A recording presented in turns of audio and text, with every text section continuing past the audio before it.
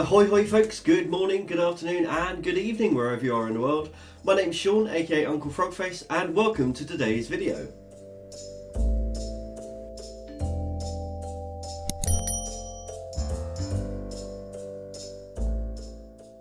If you're new here, then welcome. If you're not new, then welcome back. Today we are diving back into SketchBox. So if you've seen the previous video, you'll see I unboxed a bunch of things, including gum arabic and pigments to make our own watercolours.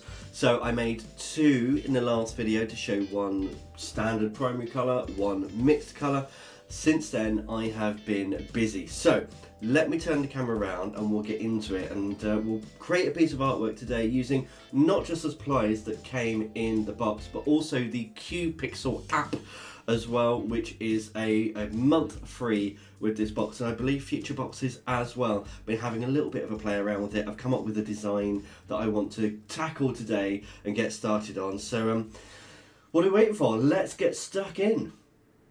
And here we are. So these are the supplies that we got last time. The only exception here are these coffin pans, which are my own design and available on my Etsy store. Link is down below. I had so much fun with this. So last time, you remember, we made the yellow and we made a purple with a bit of iridescent sheen in it. You'll notice that they have sunk quite a lot inside, and I believe that is standard for watercolours. This is gum arabic, and as that dries out it is going to shrink. It's interesting how much it shrank, and it's different in different pigments, which I found a little bit interesting. But yeah, so we have yellow, which is primary, and then we had purple, which is a secondary. So I went ahead and mixed the other two primary colours so that we have blue and red as well as the yellow. And then I thought, well, whilst I'm here, I might as well mix up some secondary colours as well. So we have a green and we have an orange. Now the orange is quite dark, the green's also quite dark. It's important to remember when mixing colours, and I said this last time as well, yellow in particular is very easily overpowered by other colours. So these two here were made with a whole scoop of yellow and about a quarter scoop of either red or blue to make these colours, and you can see just how dark those colours really are. And then I thought, I've not used the silver, so I want to make this a silver one just by itself. So we've got a purple which has the silver metallic in it, and then we've got just the silver by itself, so I can see what that is like. And then I went even further and I thought, well, I don't have a brown here, so I wonder if I can mix like an umbery tone. So this is my attempt at a brown. It looks brown in the pan. I don't know what it will look like on paper, but essentially this is a whole scoop of yellow with a quarter scoop of red and a quarter scoop of blue in there, and it came up with that tone. So these are the new colours that I have made, and essentially what I need to do now is swatch them out. Now that they're dry, I need to swatch them out and actually see what they look like on paper. So we have the Montvol watercolour block, so I don't have to worry about the pages curling or lifting at the edges here, because this is a block, so it's all glued at the edges. And essentially we're just going to go through and start swatching those out. So I won't bore you with swatching, don't worry. I will cut and we'll come back and we'll have all of these nicely swatched out, and you can see what the colours look like. And just like that, we are swatched out. So I'm actually very, very happy with these. We've got our primaries up the top. They look wonderful. They're really, really nice colours. Secondaries also really nice. I was a little bit sure about the orange in the pan, but actually it's come out really nicely. The brown is definitely more of an umber brown, which is what I was going for. And then the silver, there is a little bit of a sheen there. Be interesting to see if that goes over some of the other colours. But yeah, I'm actually really happy with this. What I think I might do is just quickly do some tests on kind of the spread of the water. So I'm going to get a different paintbrush for this. I want to reserve this one, the Get SketchBox one, specifically for the so this is a SketchBox signature angle chisel. I want to use that specifically for the piece of artwork, so I've just got a different brush here, and I'm going to lay down some water. You can see I still had some red on that brush, I want to see how these spread and interact with each other, so I'm loading that up quite a lot. I think I'll start with a bit of yellow rather.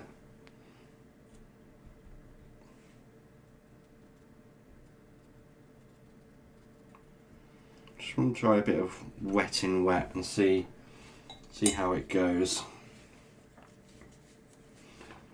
Let's do the same with a bit of the red as well. These are super pigmented, look.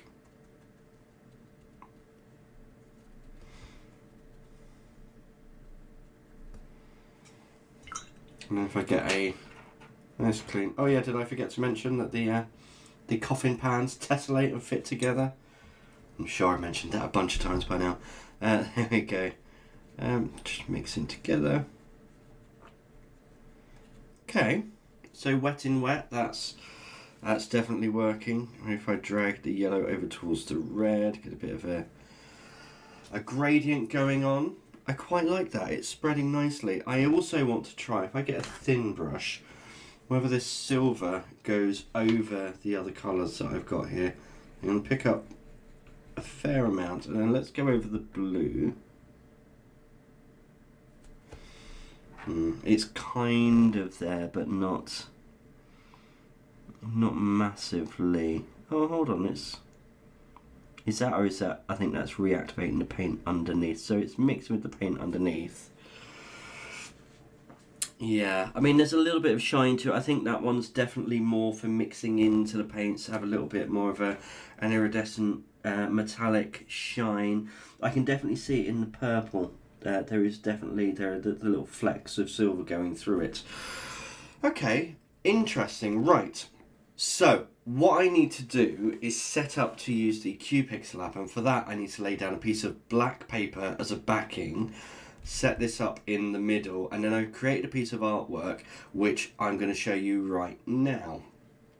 So this was done on Procreate just by taking a picture of my hand and my eye and then mixing them together and then playing with some contrast and values and then sketching over the top basically, and I came up with that design. So there is a prompt for this month as well, which is drip. So I wanted that blood drip, but I thought if I'm going odd and I'm going weird and I've got my coffin pans and I want something odd and weird for my painting as well. So I'm pushing the boat out for this one. I want to really test this app and see exactly what it can do. So we're using a lot of secondary colours in this, and obviously we've got the red as well. I'm going to use some of the umber.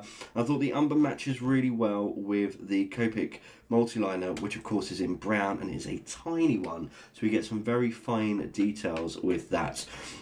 So I'm going to set up, I'm going to get a pencil, and I'm going to sketch this out. So I'll show you what this all looks like once we're set up to do it, and then I'll do my sketching, and then we'll come back for the painting. Okay, we're getting a little bit rogue for the camera on this one, but I've got my paper set up down here on a black backing, and then up here you can see we've got the app and we've got the image on there, and if I move my hand under, you can see it's superimposed over, and the augmented reality on this means that if I move the paper, the image shifts with it as well.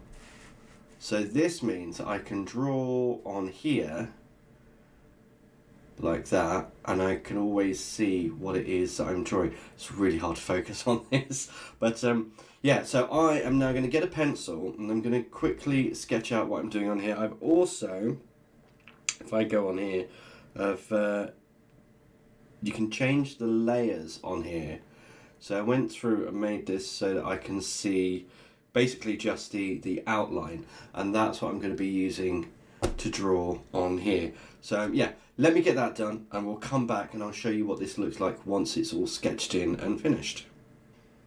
Okay, right, so I've got my sketch laid out. It is very rough, and the idea now is that I'm going to go in with the green and the purple and some of the yellow and just start blocking in my colours.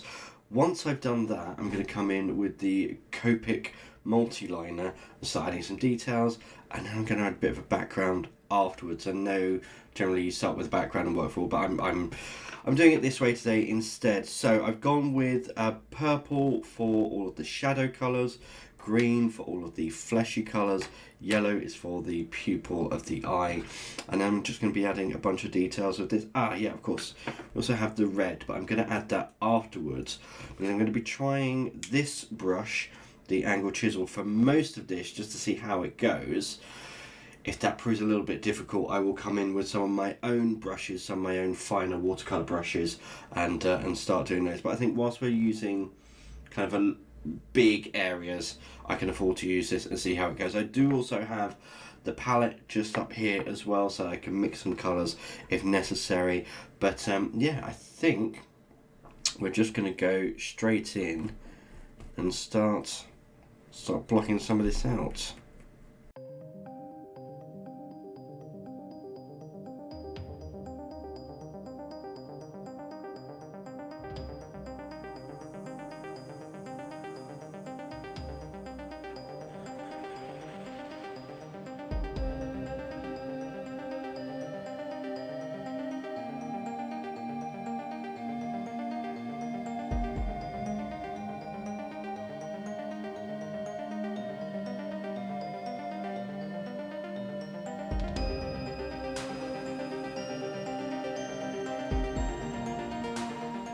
Yeah, so I think at this point I'm gonna say this is a good brush, it's actually a very nice brush, but I'm gonna go to some of my finer brushes and do some of these details, just because it's a little bit difficult on such a small piece of paper.